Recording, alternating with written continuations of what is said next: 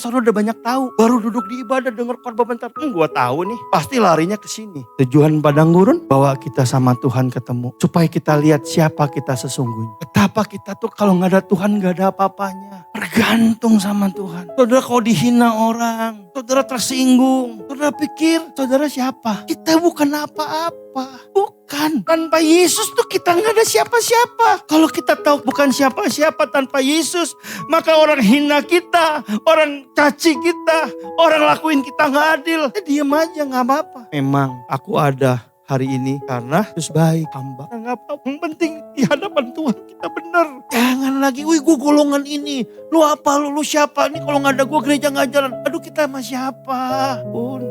Kalau Tuhan bilang kita mati hari ini mati. Kita gak ada apa-apa. Kita butuh Tuhan. Karena kita hambanya. Hamba tuh gak ada status. Mau diapain aja boleh. Hamba.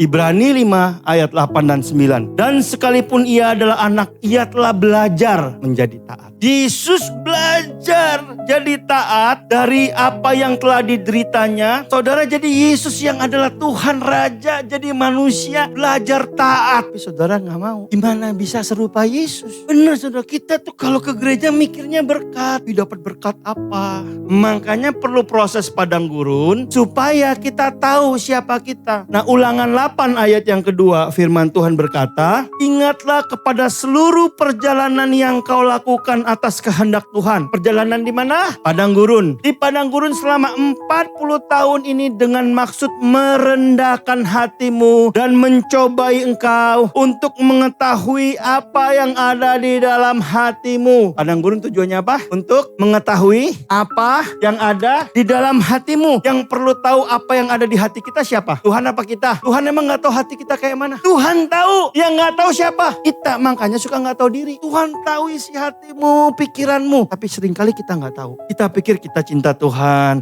Kita pikir mah kita memberi. Kita pikir mah kita melayani. Tuhan bawa ke padang gurun. Karena di padang gurun saudaraku, semuanya kelihatan. Makanya ada ayatnya, perbuatan baik manusia seperti kain kotor di hadapan Tuhan. Kita berbuat baik melayani tapi motivasinya macam-macam. Ada yang motivasinya supaya dipuji. Buktinya kalau gak dipuji marah. Ada yang pelayanan rajin karena gak ada kerjaan. Daripada bengong mau seco kan, tadi itu MSC.